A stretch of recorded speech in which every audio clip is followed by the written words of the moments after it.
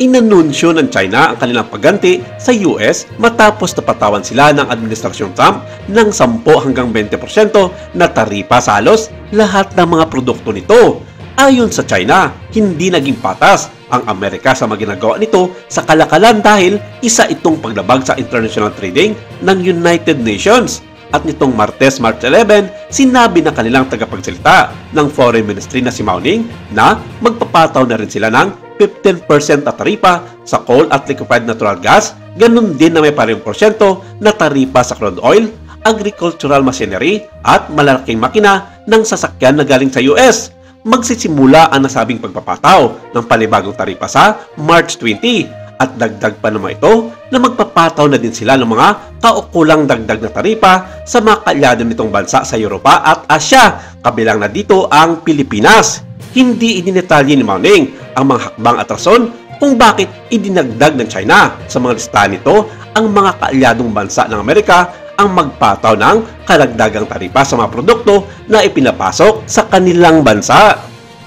Itinuturing pa ng China na magaan pa nga ang kanilang ganti kumpara sa ginawa ng US na nilahat ang mga produktong pinatawan ng 15 to 20% na taripa. Kinumpirma rin ng White House na magsasagawa ng pag-uusap sina US President Donald Trump at Chinese President Xi Jinping sa mga susunod na linggo para mapag-usapan ang mga isyu tungkol sa kalakalan ng dalawang bansa. Magugunitang naglabas din ng kanilang pagganti ang bansang Canada sa ginawang pagpataw ng US sa kanilang mga produkto na umaabot sa 25% na tarif, kung saan hayagang inihayag ng kanilang Prime Minister na si Justin Trudeau ang pagkainis sa presidente ng Amerika na si Donald Trump. Sinabi nito na magiging malaking banta hindi lamang sa Canada ang mga ginagawa ni Trump sa pandaigdigang kalakalan, kundi maging sa buong bansa na paniguradong magbibigay daan sa lahat ng mga produkto na magtaas ng mga presyo dahil sa trade war na inumpisahan ng Amerika.